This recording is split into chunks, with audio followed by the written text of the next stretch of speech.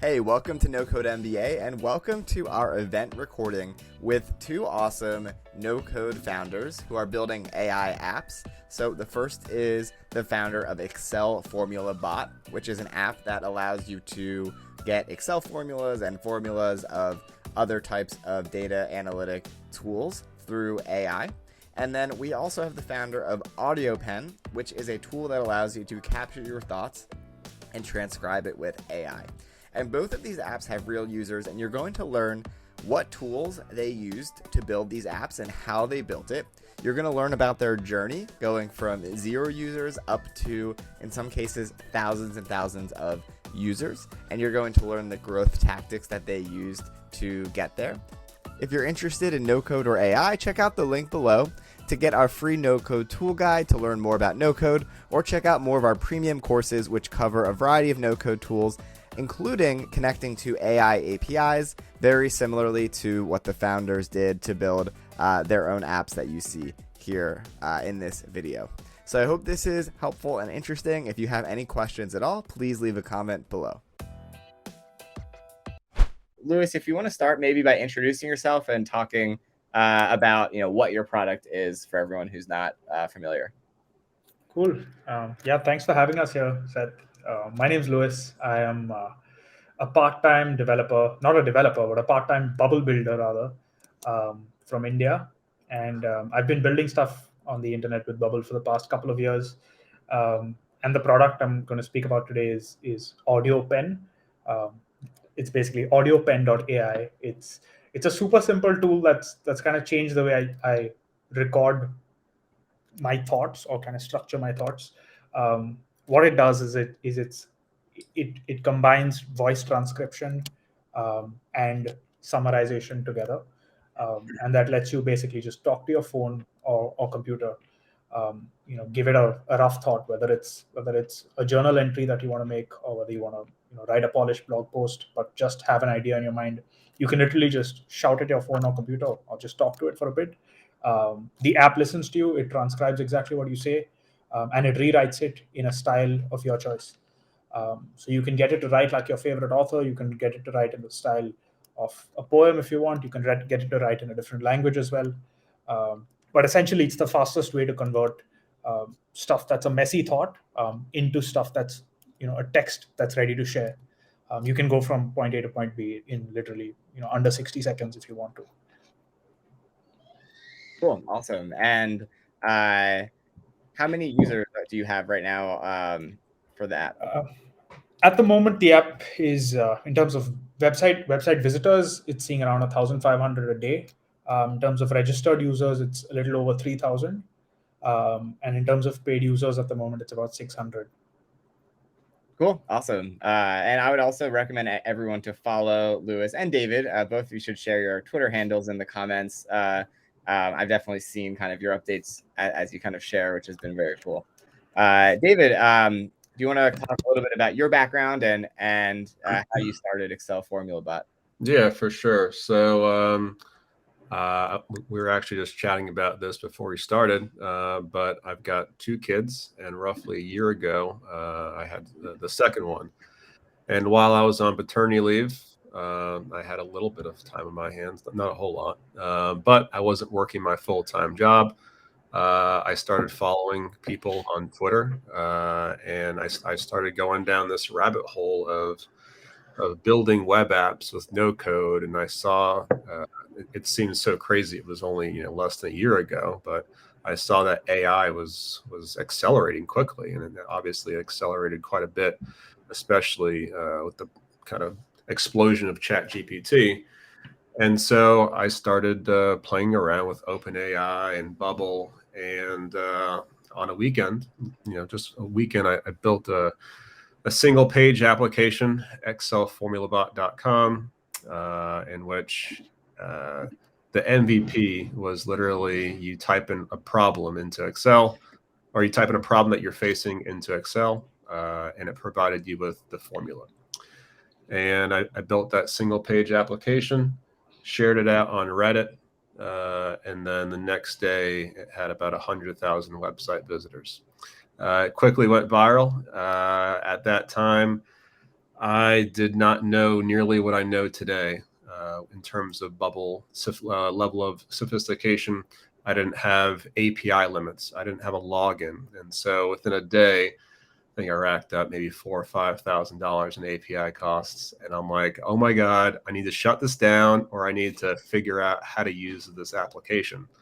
And so for that next month, I was heads down and building the site to what it is today. And in fact, later on today, launching a new site. It's going to be FormulaBot, so dropping the Excel. It speaks to kind of the transition that I've made over the past few months of just getting more adverse in terms of data-specific languages. And also speaking to, and I can share with you in a little bit, something that we're releasing in beta in a couple of days, which is like basically moving from AI being the product to AI being the feature. So I'm super excited about that. That's awesome. And congrats. I didn't know you were dropping the Excel, which is I think really cool and makes a lot of sense as well. Yeah. So we'll definitely get in more into that in a minute. Why don't we actually stick David with you, and then we'll switch back to Louis. If you want to share your screen and kind of walk people through the product, and as you're walking through, maybe talk a little bit about what tools you've used to build it. Whether you built it all on your own, do you have a team? What APIs are you using? And I think that would be interesting for people. Yeah, sure. Is everyone able to see my screen? Yes. All right, so this is the current site. So if you go to Excel FormulaBot, or even if you type in FormulaBot, it redirects. This is the current homepage. This is what the homepage will be later on tonight after some additional work. And once you make an account, you're taken to the dashboard. And so the functionality, most of the users just use the web application, which is built in Bubble. It has direct API calls with OpenAI. It talks to Stripe. I have integrations with Sendinblue, which is the CRM tool that I use. And then the interesting thing about Excel is it's used, over by 1 billion people in the world. So most websites, there's some, daily cyclical trends in terms of highs and lows of website traffic, but I really don't have that because when, the US wakes up, folks across the globe, they're going to sleep and vice versa. So there's always people on the site, always people racking up my API costs. And so, like I mentioned, most of the functionality lives within the web app in Bubble, but the functionality also does extend to spreadsheets. And so there's an add-on within Google Sheets. There's an add-on within Excel. And it's more or less the same functionality. But the beautiful part about it is all of that information runs through Bubble. And so the API calls run straight into Bubble, connecting to the add-ons. And so that allows me to basically create rules and look at things kind of cross-channel in terms of user interactions. And then it also allows me to set up the rules because anyone can sign up for free, but there is a 5 request limit per month. And then if you do a paid subscription, you're able to use it unlimited, the website as well as the add-ons. And so I'll kind of show you in general what the functionality looks like. About 80% of the requests are for formulas. But like I mentioned, over time, we have added additional functionality. And so if I just type in sum column A when column B is 10, click submit. Selling, which is the logo, is thinking, and that populates the formula. I can copy and then paste that into the sheet. And so most of the requests are for Excel and Google Sheet formulas. You can also have a formula explained for you. There's a lot of functionality within Excel and Google Sheets that isn't necessarily formulaic. And so a lot of people ask questions about how do I make a bar chart? How do I make a pivot table? And so this explains step by step how to do so. Over time, it's expanded into scripts, and so that is inclusive of Excel VBA, Google app scripts, regular expression, SQL. As I mentioned, I'm really trying to round out the data-centric languages. And so right now, you're able to select your desired database, because the SQL query really varies based upon what the database is that you're using. You can add your columns, all of that information, and then you'll be able to select that table. And then just like you would for the formulas, you can write, how do I query something in this table? This is the information that I like, that I'm looking for, and then it gives you the output. And then lastly, this is my personal favorite. Just given my background working in data, there's often times where I needed to put together dummy data. And so this creates a dummy table for you based upon any sort of input. You select number of rows, select the number of columns, and it creates a table for you, which you can download as a CSV and use right away. And so I did mention that where I'm headed is making the AI the feature and not the product. So right now, every single one of these generators, it's OpenAI that's providing me with the output. But I'm really looking to take it to the next level. And so this is a new, which is going to be released in the next week or so to a select few individuals in the beta. But it basically allows you to upload a file. So I can upload a file. Right now, it's just a CSV. I can upload a CSV, and then I can talk to my data. And so what does that look like exactly?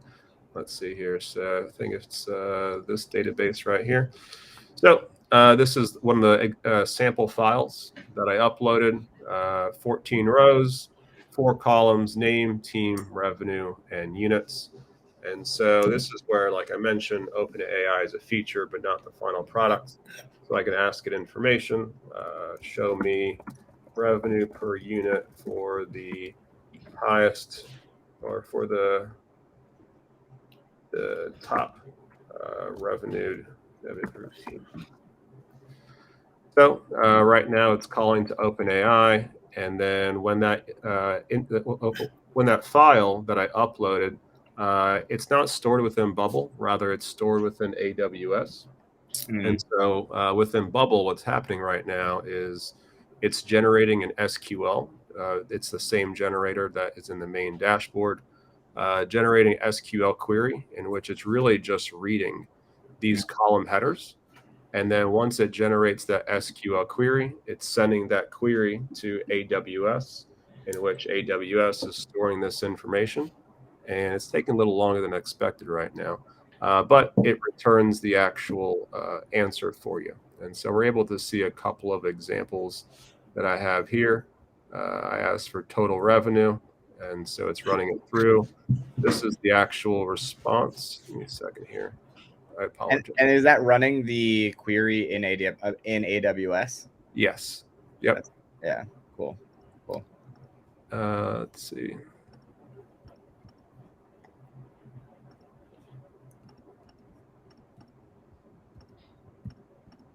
Can you connect a live database, or currently only upload the spreadsheets? So right now it's only spreadsheets, but so the next kind of natural one would be the ability to onboard G Sheets. Yeah. So wrapping this one up this week, then G Sheets, then Google Analytics. Then lastly, it'll be individual data warehouses. And so you can see here, I asked show revenue per unit by team. And so within Bubble, it's talking to OpenAI, in which it generated this SQL. And then, like I mentioned, this SQL is then sent to AWS, in which there's an AWS call that retrieves and sends the data back. And so in general, how I see FormulaBot playing out is transitioning from what used to be generate Excel formulas or have Excel formulas explained for you. Rather, where I'm headed is kind of a Swiss Army knife for anyone that works with data to answer questions, generate formulas, and then there's some additional features that I'm kind of tinkering around with as well. So here's some additional questions, again, powered by OpenAI, but based upon the question that I asked, here's some additional things that you might want to consider to help you kind of figure out, what your answer is, what you're trying to figure out. Cool. This is awesome. I think just overall, it's a really great example of putting a beautiful and thoughtful user interface and features kind of around the basic AI, right? Because that's what's bringing value to the product and bringing people back to FormulaBot as opposed to other solutions. So yeah, I feel like it's also really cool to see what you're building. Like I tested out Excel FormulaBot when it first came out. And to see like where it is now versus then, like you've really been adding a lot of features and functionality, which has been really cool to see as well. But hopefully this is helpful for people to see kind of when you're building with AI, like this can kind of give you an idea of how, just like having a form on your site that's going to spit out one thing, like isn't going to be as defensible and provide as much value as kind of really building on top of it. And also it's one of both of you actually have two of like the most beautiful bubble sites, I think, like in terms of design and functionality, which I think just to answer in the Q&A, someone asked like, can you build a fully functioning app in Bubble, or is it only for MVPs? And hopefully, these examples will show you really can build fully functional apps in Bubble. Also, this conference tab, the app you're on right now is built in Bubble. This is something I built in Bubble. No Code MBA is built in Bubble with thousands of users. So you really can. It's totally possible. Cool. So let's hop over to Louis. If you want to demo AudioPen and tell people about it, and then afterwards we'll have time to kind of get into all the questions that everyone has. Cool. So this is AudioPen. Unfortunately, I can't do a live demo because my mic is currently being used for this call. So I can't kind of click on this and it won't work. So I'm not going to try that. But basically, this is it. It's super simple. All you have to do is click this mic button, start talking. It kind of records what you're saying. When it's done, it converts that into a transcript first, which is what you see here in the white bit. And then it takes that transcript and converts it into a nicely formatted, neatly written text that you can customize as well. So there are a few ways you can customize it, especially if you're a premium customer. Here are the settings. You can decide what length you want the summary to be. So if you want something more detailed, you can kind of toggle this up here. You want something more concise, you can do this, take it all the way down here. You can change the language as well. At the moment, I just keep adding new languages whenever people ask for them. So for instance, if you want to speak in English and get an output in Spanish or something, you could. The opposite is also possible. So it's useful for people for whom let's say English isn't their main language, or people that just want to communicate in a different language without the handicap of not being able to write very well, but having thoughts that they want to share. You can also change the summary style. So this is a completely customizable input here that you can tell it how to write in whatever way you want it to. I also have like a little style library that you can pick from of like preset styles. Just stuff I've created based on the sort of users I've had. You can add styles to your library as well. So for instance, here I've added a few to my own library. And yeah, lastly, you can also integrate this with Zapier at the moment, with more integrations coming soon. And what that means is whenever you have notes that you want to kind of sync with your main database of notes, you can have that happen automatically. So for instance, if you've got a Notion database, whenever you create a note here with a particular tag, it can just directly get pulled into that. I'll take you through a quick demo of, let's say, restyling a note. So this is a note that I wrote today after reading a blog post by David Hansen. And yeah, I've tagged it at the moment. Let me try and switch the style. So let's say instead of flowing simple sentences, oh sorry, I should have changed that. Let me do that again. 1 second. I also highly recommend everyone trying out AudioPen because it's kind of a magical experience when you speak into it and then you get the result as well. So would recommend trying it out yourself. So everyone, you can read the lines here. They're fairly simply written with not much complexity. Let's kind of change that style to one that's just unnecessarily complex, just for fun. I mean, I don't recommend you actually do this to kind of share with the world, but just to show you what's possible. So I've just changed the style to make it sound complex. It usually takes about 20 to 30 seconds, depending on how OpenAI is feeling at that point of time. But yeah, when it's done, you should have a much more complex looking note. In the meantime, I can maybe show you a couple of other things as well. There are tags that you can kind of filter through, especially useful when you want to save something like a book note. So for instance, I was reading this book the other day, tagged it with its name. You could also just tag everything as a book. You can export your notes if you want into a CSV. You can delete your data if you'd like. There's an affiliate program that you can copy your link to and share, and you can get paid about a 35% commission, I think, at the moment. Yeah, okay, this one seems to be ready. So you can see the difference in the text. Like, it's just made it whatever sound different. I could make this anything I want. I could ask it to write like a poem. I could ask it to write in a different language, and basically the sky's the limit. The way I look at it is it's the simplest way to convert a messy thought into clear text. And people at the moment are using it for everything from creating blog posts to writing Twitter threads to even just creating journal entries, or saving like book notes from like physical books when you don't want to scribble in the margins, but you've read a chapter and you want to kind of absorb it, but there are like 20 points in your head and you're not sure how to make sense of them. You just tap a button, talk to your phone for a few minutes, and it'll make sense of it for you. You won't have to worry about typing out like a very structured note. You can choose what you want to do with it. How this is built is it's Bubble and OpenAI working together. Not very complicated. Bubble uses the Whisper API for transcription, and then GPT-4 on top of that. The inputs, obviously, the ones that you can customize, work with GPT-4 to give you the kind of output that you see whenever you change stuff. In addition to those two tools, I use a tool called Progressier, which is a tool that creates PWAs, which is progressive web apps. So they kind of save the app to your phone. So for instance, I've got AudioPen on my home screen. If I just click on it, it'll open like a normal app. As long as you're connected to the internet, it works perfectly fine.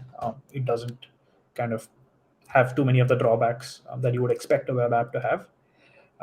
Other than that, I use a tool called Loops for email, which is, I think, a fairly young company, but yeah, quite a nice product as well. Yeah, that's about it. I mean, happy to take any questions, but in essence, that's what the tool is and how it's built.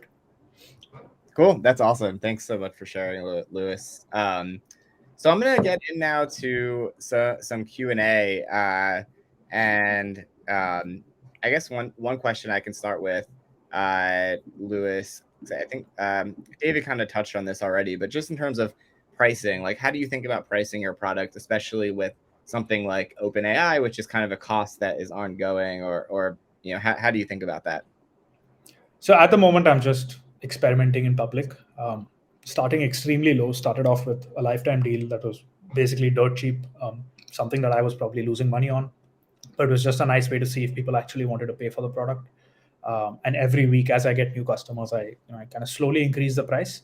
At the moment, I have a lifetime deal, which is priced at $99. I also have an annual non-recurring deal. So I call it the annual pass, because like implementing a recurring pricing into Bubble with Lemon Squeezy, which is the payment processor that I use, was a little more complex than I had time for. And in general, I'm not a fan of recurring products. I get kind of annoyed when my card gets charged, without my knowledge, especially for a product that I've forgotten that I'm using or whatever. So Right. I figure it would be a nice way to just. So I have a $49 annual pass, and today I just thought I might kind of add a monthly pass for people that want to just try it out. So maybe something around $12. Again, non-recurring. So you buy it, you see if you like it, and then decide if you want to upgrade to another monthly pass, or you want to upgrade to the lifetime deal, or the annual pass. I'll probably keep the annual pass and the monthly pass consistent at 12 and 49, but I probably will increase the lifetime pass in a couple of weeks, just because I don't know what the cost will look like in a while. At the moment, I've got a few credits from OpenAI which are covering a large chunk of that, but that's going to change in a few months. Right.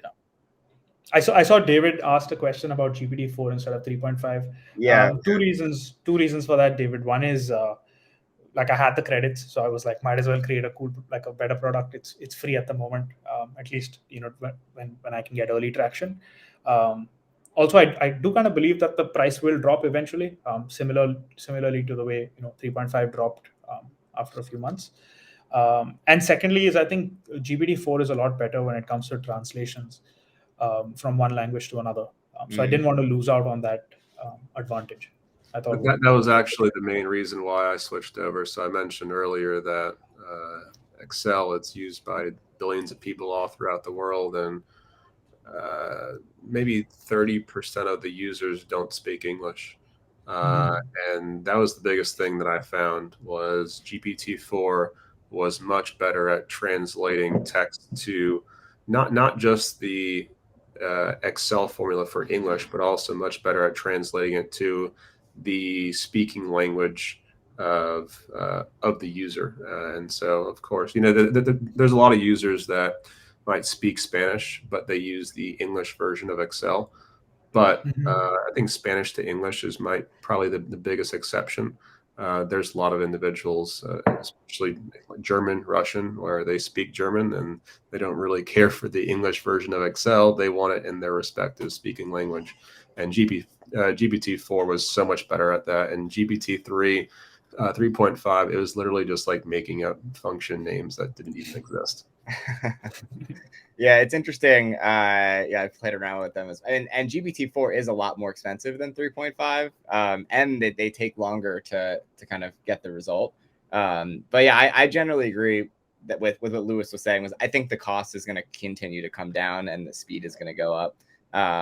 But yeah, and there are certain things that it might make sense for someone to use 3.5 if you don't need the power of 4, but it makes sense for both of your cases. For translations, that's interesting. So a couple of quick ones I can knock out. Louis, the PWA making app used, that's Progressier is the one. Yes, Progressier.com. Progressier, yeah. I've used that before as well. It's definitely it's pretty nice. I think it's priced at around $15 a month. Yeah. And Kevin, the guy who runs it, is like adding features every few weeks. So I would recommend it to anyone. A few people are asking about marketing and how did you kind of grow your product? How did you get people to know about it? I think maybe David, if you want to start, and then Louis afterwards, kind of talk about that process for your app.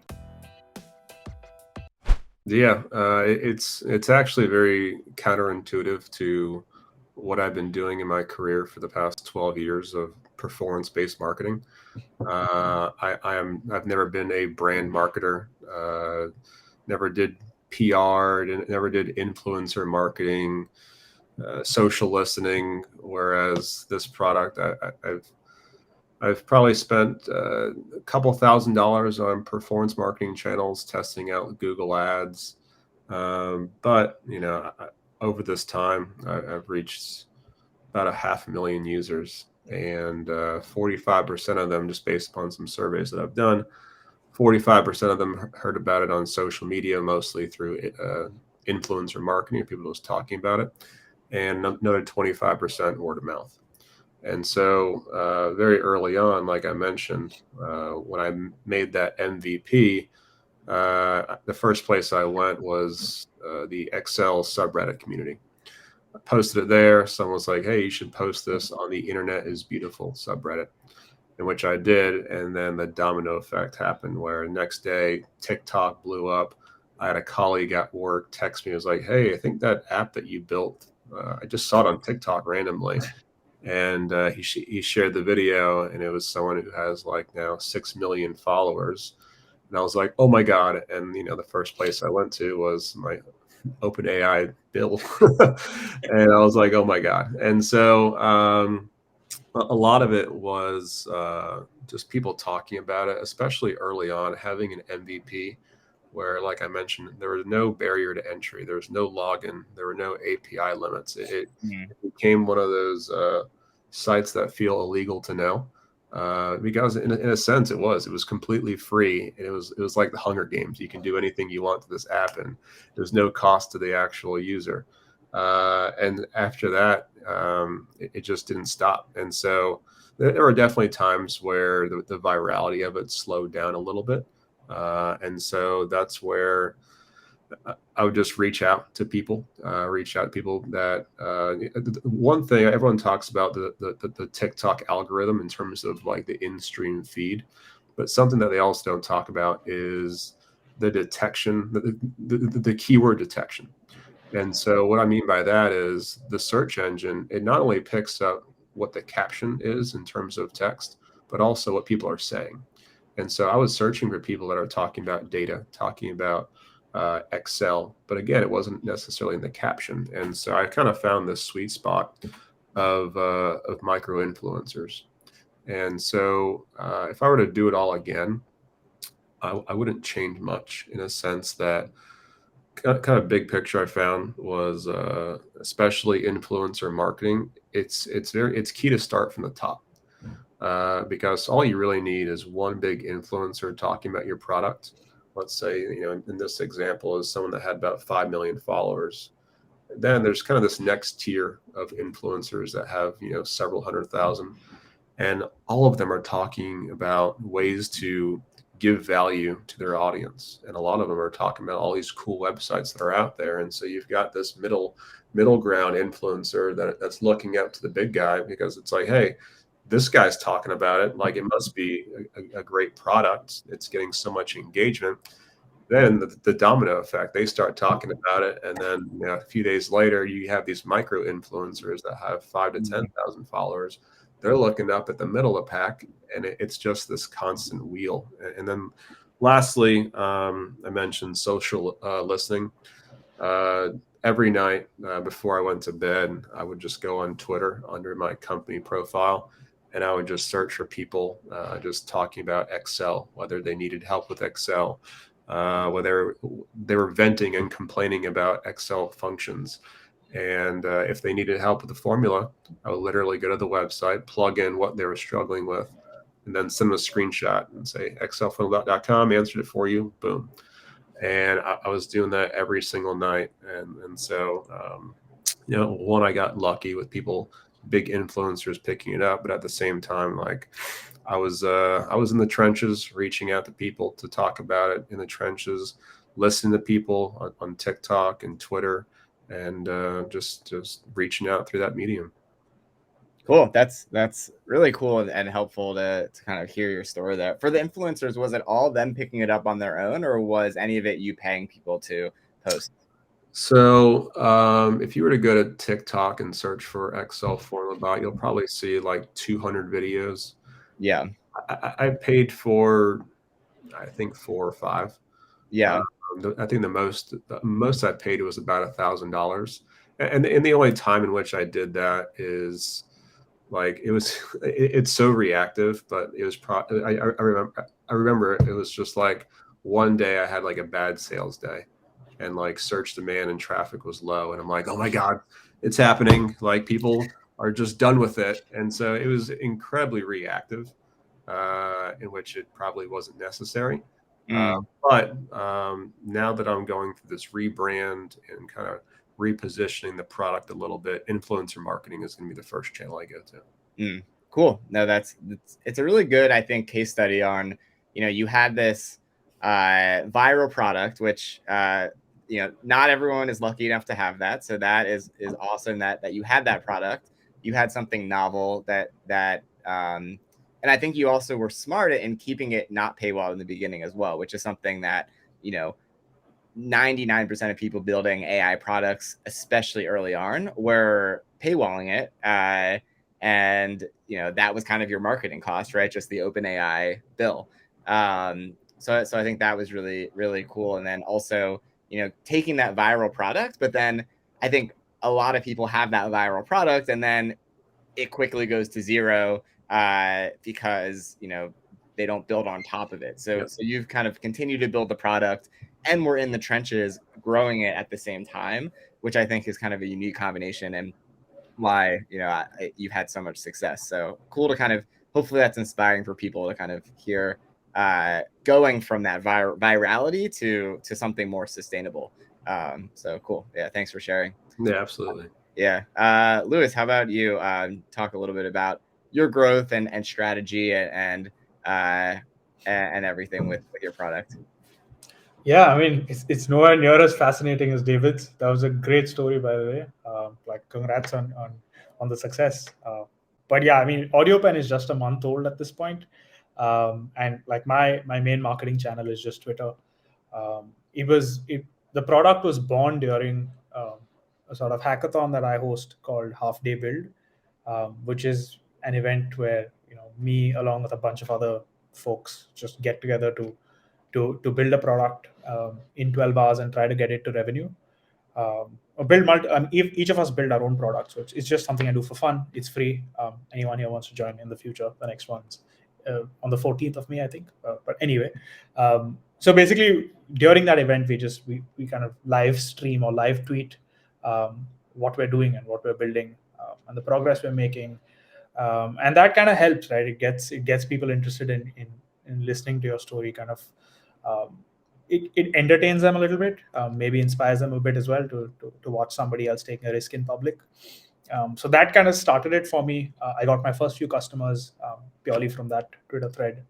And then I got lucky a few days later because the early customers ended up tweeting about it themselves, like independently, just because they liked the product and they felt like a part of the story because they had followed it from its inception. They got like a really cheap deal on the lifetime plan. They tweeted about it. A couple of big accounts saw it. One or two like fairly large AI Twitter accounts tweeted about it. A couple of threads, and then I mean, it's like I just get regular traffic. I think at the moment maybe a good 30% of all traffic is from Twitter. The rest are probably like returning customers. I think a bunch of folks directly as well turning up.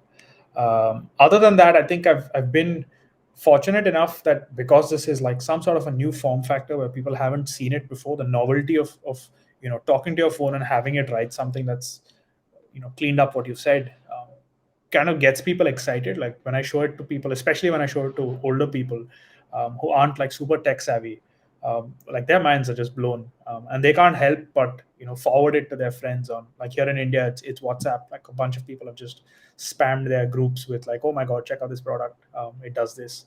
And I don't talk about AI. I don't try to bring AI as the star of the show. I just tell people, hey, this is an easy way to get a messy thought and convert it into text that's ready to share. And loads of people, like my dad, for instance, great thinker, amazing thoughts, but not a great writer in English. Right? Like he can write in English, but he's not going to have like well-structured text with like proper pronunciation and diction, etc. So for him, it's like a life changer. Like he just gets within a couple of minutes, he gets like this post that he can send to his friends, like about whatever philosophical thought he's thinking about that day. And then and he'll write at the bottom, structured by AudioPen or whatever, and then they'll do the same, and it has that inherent sort of growth loop that I'm not really trying to create, but I'm fortunate that the product did it for me. The last thing I've tried, which is still a very fresh experiment, is the affiliate sort of program where I pay people 25% of every annual sale that they drive and 35% of every lifetime deal that they drive. So I've had a few people reach out for that as well, share it in their newsletters, share it on Twitter, mostly just existing paid users who like the product. It's free for anyone to sign up to the affiliate program. I mean, at the moment, I don't know what works best. I haven't run the numbers. It's too early, and I'm still kind of building out the product. But yeah, I'm excited to actually try and figure out if if I can do some influencer marketing, given what David shared, I mean, that was pretty cool. I don't know how to get started, but I guess I'll figure it out. I'll add you on Twitter and we'll chat. Cool. I agree. I think, you also have a very unique product, Louis. So I could see influencer marketing working for you. The takeaways I took there was, one, building in product. You really do a great job of sharing what you're building on Twitter regularly, all of the updates. And I think for a lot of people who are just starting out, that's a great way to kind of get your first users and get feedback as well. Also, the branding that you put into the product, kind of the product led growth with like having created by AudioPen in the shareable kind of note, I think is... Oh no, that's not there at the moment. Oh, my dad just adds that. I didn't want to add it because I want people to be able to just share it. I mean, that would be a good idea maybe on the free plan. That's actually not a bad idea. I should yeah, so maybe on so okay, just for that, sharing it, or people are gonna say, where, how did you get that, or maybe they're excited. So that's cool to hear as well. Awesome. Arn, another question for both of you is, how long have you been building in no code and Bubble? Like, I guess maybe how long did it take you to get started? And then maybe how long would you say, how long did it take you to build the first version of your app, given what you knew? And maybe, for someone just getting started, how long is it going to take them? Years? How long is it going to take them to kind of get started? And Louis, if you want to start, and then Cool. So I mean, I've been dabbling in the no-code ecosystem for a few years, actually. I think 2016 or so. But it was just because I've always wanted to build stuff. Tried teaching myself how to code multiple times, failed every single time. But back then, I think the no-code tools that existed weren't very good. Very limiting in terms of what you could do with them. It was in January 2021, actually, when I discovered Bubble. And then I joined a cohort-based course where I was like, my only goal there was to learn how to use Bubble before the course ended. And I'd say it took me about 3 weeks from start to finish to go from 0 to 1, to basically go from idea to MVP, even though it would have been a very, very crude MVP. But that, again, was back in the day when Bubble had its old sort of design engine, which was like way more complex to learn than the current one they have. So I think if I were to restart that process today, it would probably take somewhere around 5 days to a week to go from 0 to 1. And after that, of course, like it's not like you'll become an expert in another week or two. It's a continuous learning process. If I were to say, put myself on that scale, I think at the moment I'm probably at like a 6, maybe a 6.5. So still a long way to go. Still learning, but enjoying it. In terms of how long it took me to build this product, because I built it during the hackathon, the half-day build hackathon, it was under 12 hours from idea to finished product. However, that did not include the design bit. So the day before I started building, I kind of drew up a bunch of mockups in Figma to make sure that I kind of knew what I wanted the product to look like before I started building it. But yeah, I mean, once you know what you want to build, it doesn't take too much time to get an MVP out there, and then you just keep iterating on it. I've been adding features ever since. Cool. Yeah, I agree with that timeline, and kind of it's a continuous learning process for sure. But yeah, cool. What about you, David? So I thought it'd be fun to take a trip down memory lane, and so this is actually what the website used to look like. Like, it was literally just this. This was my MVP. No branding like what it is today. Like I mentioned, no login, just a input box, output box, generate, submit button, and a copy button. So to develop that, it more or less took me 3 or 4 days after learning about what Bubble is. And it's kind of like AI. Like, AI today is a lot more popular than what it was a year ago, but it's the same for Bubble. And so at that time, I'm a visual learner, visual, but also like just getting your hands dirty. And so something like dealing with API calls for a foreign platform. It was obviously foreign to me. And so I picked up quickly on like the design piece of like an input box, a submit button. But I didn't know anything about APIs at the end of the day. Like my background is in database analytics, marketing analytics. I don't have any experience when it comes to API management, JSON, all that. And so I went to YouTube, and at that time there were probably like only one or two Bubble Open AI tutorials. Now there's plenty, and so people that are building today are at a much better, bigger advantage, just given how much content and tutorials is out there, especially for Bubble and Open AI integrations. But at that time I went to YouTube, and I was able to spin that up in just a few days. And my approach at it was, I only know what I know.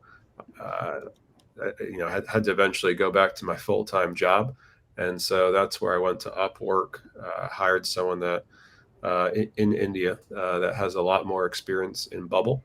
And I started learning through him because, obviously training videos, tutorial videos are great, but what's even better is someone building within your app, in which it's personalized to your kind of rules that you establish, where it's like, every morning I'd list out, hey, here's what I need. And I didn't have any idea how to do some of these things like a Stripe webhook. But I would tell him what I'm looking for, and then he would create the backend workflows and then send me screenshots where it's like, hey, you asked this is what it looks like. And it was all within my app.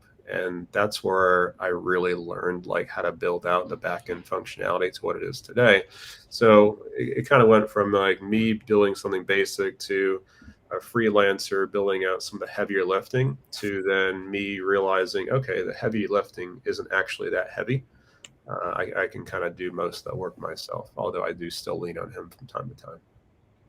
Cool. Yeah, that's awesome to hear as well. And I think, similar to me, I think when I first started learning Bubble about a year and a half ago, and it's kind of for a lot of things, or like for the API, like the API course that I have on our No-Code MBA now, like a lot of it was, me doing lots of, searching, YouTube videos, forums, figuring out how to do it, lots and lots of trial and error. And then you figure it out. And then I kind of know how to do it. And then I can kind of create the tutorial. And it's for me, a lot of trial and error and kind of, I think, like if you can find a coach or someone who can help you kind of along the way for your specific project, that can definitely be helpful also. So that's cool to hear. That was a big part of kind of how you learned. And are you still working with like a developer? And are you a full-time now or not on Excel Formula? You would think with some of the stats that I threw out that I would be full-time, but I'm not. Definitely it's a touchy subject right now, kind of in limbo, especially because, I'll address the elephant in the room, right? Because in a couple of months here, Microsoft, Google will be adding this on to their own products and Copilot. And so that's a big reason why I'm rebranding, repositioning. Mm-hmm. So part of it is I just want to see this thing play out. Because what I don't want is to quit my job, albeit more so recently, I kind of had that divergence of my full-time job making more than, or my startup making more than my full-time job, which is just amazing and I'm super fortunate about. But at the same time, like I don't want to risk too much for what I think is going to be a bumpy couple of months, but we'll see. Yeah, that totally makes sense, especially with I think a lot of AI. It's like no one knows how it's all going to shake out completely yet. It's tough to like, yeah, it's tough to know. It's exhausting. Every morning I wake up and I have a glass of water, cup of coffee, and then I check the Twitter feed, and I'm just like, is today the day where everything's just over? And then there's just like this big consolidation of like the three big companies in the world. Yeah, I know it's tough. But I think what you're doing makes I still think there's value in these products that are providing user interfaces, like, and helping a user, use the product in a way that is a little bit more adding more value than just a chat bot or kind of like a little widget. So I think there's still value there, and there will continue to be, but it's hard to predict what's going to happen in the future for sure. Cool. So we're coming up on our time. I'm just going to quickly see if there's any other questions that are would be kind of quick to answer. Louis, do you plan on having an audio file import to the AudioPen in the future? I don't know. It's been quite a popular request. I'm a little wary about doing that for a couple of reasons. One is it kind of leaves the product open to be abused. Like folks could just keep uploading stuff, one file after the other, and my API cost could kind of go wild. And two is it might end up confusing the product direction a little bit. I feel like I want it to be a product that's very voice first. So it's not a product for transcribing, let's say, YouTube videos or podcasts, etc. Which is, I mean, there are a bunch of products that do that already and do it quite well. So I don't want to kind of infringe on that territory and try and fight a battle that I'll have to spend some time on. So yeah, I mean, for those two reasons, at the moment at least, it's just a note on my ever expanding sort of Kanban board, but not something I'm going to do immediately. I feel that. That makes sense. Yeah. Okay, thank you so much to David and Louis for coming. I feel really lucky to kind of have both of you here together sharing what you're building. I really do think the two of you have two of the coolest no-code AI apps out there. And both in terms of functionality and design and like thoughtfulness in the product. So great to have you both here and kind of learn more about your building process and marketing and growth. And it'll be fun to watch it continue to grow. So I guess David, where can people find you if they want to follow you and kind of follow along? Yeah, I use MySpace. No, I'm just kidding. Just Twitter, Bressler tweets. I can chat it in here again. It's probably the best place. But yeah. Cool. How about you, Louis? Yeah, same Twitter. Louis Pereira, LOUISPEREIRA. I'll send it in the chat. Yeah, usually reply in a couple of minutes if I'm awake. I hope that you enjoyed watching this recording as much as I did. If you are interested in learning more about no-code or AI, check out the link below and get our free no-code tool guide, which is going to help you get started with no-code. You can also check out more of our premium courses, including our Building Apps with AI course, which covers how to connect Bubble and other no-code tools with AI APIs like OpenAI and Stable Diffusion so you can build your own AI app. All right, see you in the next video. If you like this, be sure to hit subscribe and leave a comment below if you have any questions.